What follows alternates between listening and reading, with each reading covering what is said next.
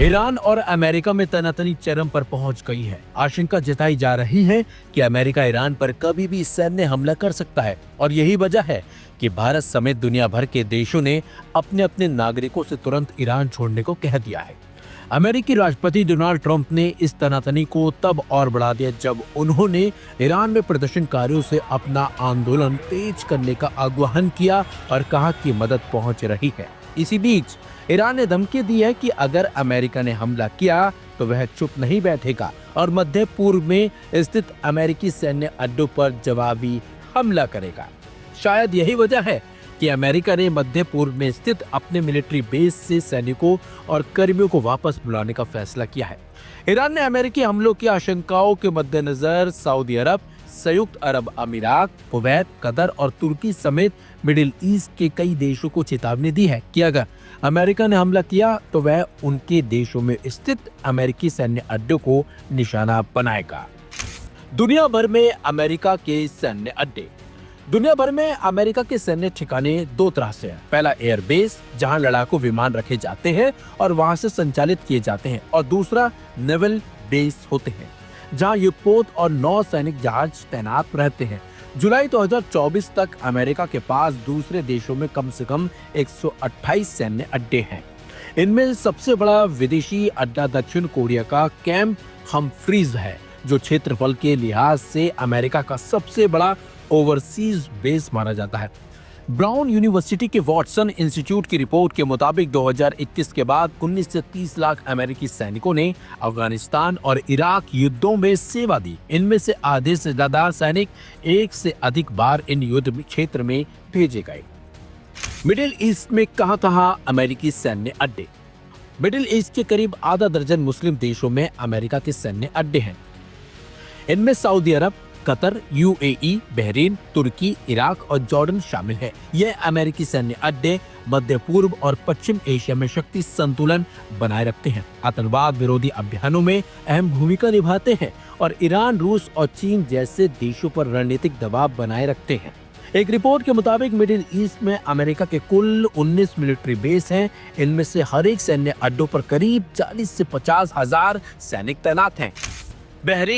Bahrain में अमेरिकी नौसेना के 5वें बेड़े का मुख्यालय है। यह बेड़ा खाड़ी क्षेत्रों, खासकर लाल सागर, अरब सागर और हिंद महासागर के कुछ हिस्सों में नौसैनिक सुरक्षा और सैन्य अभियानों की निगरानी करता है। समुद्री रक्षा में यह बेड़ा काफी अहम माना जाता है। कतर की राजधानी दोहा के पास अल उदैद एयरबेस है, जो रेगिस्तान में 24 हेक्टेयर क्षेत्र में फैला हुआ है। यह ईरान से करीब 190 किलोमीटर की दूरी पर फारस की खाड़ी के किनारे स्थित है। यहाँ करीब 10,000 अमेरिकी सैनिक तैनात हैं। अमेरिकी सेंट्रल कमांड का मुख्यालय है। यह कमांड मिस्र से कजाकिस्तान तक के बड़े क्षेत्र में अमेरिकी सैन्य अभियान को संभालता है। पिछले साल जब अमेरिका ने ईरान के परमाणु सुविधा ठिकानों पर हमले किए थे, तब ईरान ने कतर में अमेरिकी सैन्य ठिकानों को निशाना बनाया था। इस वजह से कतर पहले से सचेत है और अमेरिका पर हमले नहीं करने का दबाव बना रहा है। कुवैत में कई अमेरिकी सैन्य बेस हैं। Camp Arifjan US Army Central Command का मुख्यालय है। वहां Ali Al Salem air base भी है, जो इराक सीमा से 40 किलोमीटर दूर अलग थलग और कठिन इलाके में मौजूद है। संयुक्त अरब अमीरात। यूएई की राजधानी अबू धाबी के पास अल थाफरा एयरबेस है, जो यूएई वायुसेना के साथ साझेदारी में है। यहाँ से आईएसआर और ड्रोन ऑपरेशंस किए जाते हैं। आईएसआईएस के खिलाफ अभियानों और क्षेत्रीय निगरानी में यह अड्डा अहम भूमिका निभाता भी है। दुबई की जिबेल अली पोर्ट औपचारिक बेस नहीं है, लेकिन पश्चिम एशिया में अमेरिकी नौसेना का सबसे बड़ा पोर्ट ऑफ कॉल है। यहाँ अक्सर अमेरिकी विमान वाहक पोत और युद्धपोत आते हैं। इराक। पश्चिम इराक के अनबार प्रांत में एन अल असद एयरबेस है। यह इराकी सुरक्षा बलों और नाटो मिशन को समर्थन देता है। 2020 में जनरल कासिम सुलेमानी की मौत का बदला लेने के लिए ईरान ने इस पर मिसाइल हमला किया था। इसके अलावा उत्तरी इराक के कुर्द क्षेत्र में एयरबिल एयरबेस इराक में अमेरिका का सबसे बड़ा सैन्य अड्डा है। यह अमेरिकी और सहयोगी देशों के प्रशिक्षण का केंद्र है। यह खुफिया जानकारी, लॉजिस्टिक्स और सैन्य योजना का अहम ठिकाना भी है। सऊदी अरब।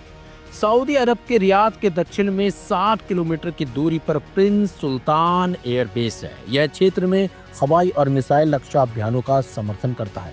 यहाँ पैट्रियट और थार जैसे उन्नत रक्षा सिस्टम तैनात हैं। सऊदी अरब में 2024 तक 2321 अमेरिकी सैनिक मौजूद थे। क्षेत्रीय सुरक्षा के लिए सऊदी सेना के साथ अमेरिकी सेना समन्वय कर ऑपरेशन करती है। तुर्की और अमेरिका मिलकर दक्षिणी अदाना प्रांत में इंसिरलिक एयर बेस चलाते हैं। यहाँ अमेरिकी परमाणु हथियार रखे हैं।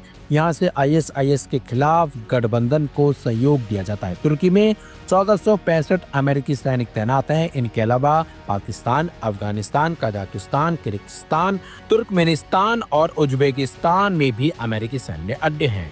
कुल मिलाकर देखें तो ईरान को चारों तरफ से अमेरिकी सैन्य अड्डों ने घेर रखा है। ऐसे में अगर अमेरिका ईरान पर हमला करता है तो इन मुस्लिम देशों की टेंशन बढ़ने की उम्मीद ऐसे में पड़ जाती है।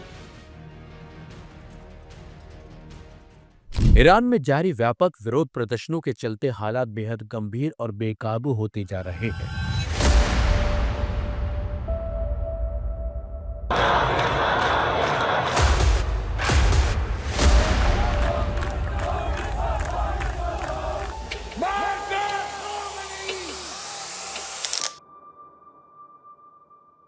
देश के कई शहरों में हिंसा, झड़पों और सुरक्षा बलों की कार्रवाई की खबरें सामने आई हैं। इसी बीच दावा किया जा रहा है कि इन प्रदर्शनों में अब तक 2500 से ज्यादा लोगों की जान जा चुकी है। बिगड़ते हालात को देखते हुए भारत ने ईरान में रहने वाले सभी नागरिकों को तुरंत देश छोड़ने की अपील करती है। ईरान स्थित भारतीय दूतावास ने एक एडवाइजरी जारी करते हुए सभी भारतीय नागरिकों, पर्यटकों, व्यापारियों, छात्रों और अन्य प्रवासियों से कहा है कि वे उपलब्ध कॉमर्शियल फ्लाइट्स और अन्य परिवहन साधनों के जरिए जल्द से जल्द ईरान छोड़ दें। यह फैसला वहां की तेजी से बदलती सुरक्षा स्थिति को ध्यान में रखते हुए लिया गया है। भारतीय दूतावास ने ईरान में रह रहे भारतीय नागरिकों और PIO यानी कि पर्सन ऑफ इंडियन ओरिजिन को ज्यादा सावधानी बरतने की सलाह दी है। एडवाइजरी में साफ साफ कहा गया है कि लोग उन इलाकों से दूर रहें जहां विरोध प्रदर्शन, धरने या हिंसक गतिविधियां हो रही हैं। साथ ही नागरिकों से अपील की गई है कि वे भारतीय दूतावास के लगातार संपर्क में रहें और स्थानीय मीडिया रिपोर्ट्स के जरिए हालातों पर नजर बनाए रखें। दूतावास ने यह भी कहा है कि सभी भारतीय नागरिक अपने इमिग्रेशन और यात्रा से जुड़े दस्तावेज जैसे पासपोर्ट और पहचान पत्र हमेशा तैयार और सुरक्षित रखें। किसी भी आपात स्थिति या सहायता की आवश्यकता होने पर भारतीय दूतावास से तुरंत संपर्क करें। इसी बीच अमेरिका की एक मानवाधिकार संस्था ने ईरान में मौतों के आंकड़ों को लेकर बड़ा दावा किया है। Human rights activist news agency के मुताबिक ईरान में विरोध प्रदर्शनों के दौरान मरने वालों की संख्या बढ़कर 2571 हो गई है। संस्था ने बताया है कि मारे गए लोगों में 2403 प्रदर्शनकारी और 147 सरकारी कर्मी शामिल हैं। संस्था के मुताबिक मृतकों में 12 बच्चे भी शामिल हैं, जबकि 9 ऐसे आम नागरिक बताए गए हैं जो सीधे तौर पर प्रदर्शनों में शामिल नहीं थे। इसके अलावा अब तक 18,000 से ज्यादा लोगों को हिरासत में लिए जाने का भी दावा किया गया है। मानवाधिकार संस्था का साफ साफ कहना है कि वह ईरान में मौजूद अपने नेटवर्क और समर्थकों के जरिए सूचनाओं का सत्यापन करती है और पूर्व में भी उसने हिंसक घटनाओं के दौरान सटीक आंकड़े उपलब्ध कराए हैं। ईरान में जारी ये प्रदर्शन सरकार के लिए बड़ी चुनौती बनते जा रहे हैं। अंतर्राष्ट्रीय समुदाय भी हालातों पर करीबी से नजर बनाए हुए है। वह भारत समेत कई देशों की प्राथमिकता अपने नागरिकों की सुरक्षा सुनिश्चित करना बनी हुई है। हालात कब तक सामान्य होंगे, इसे लेकर फिलहाल कोई स्पष्ट संकेत नहीं मिल रहे हैं। हालांकि ईरान सरकार की तरफ से दावे किए जा रहे हैं कि अब स्थिति कंट्रोल में है, लेकिन जो तस्वीरें सामने आ रही हैं वो भयानक है।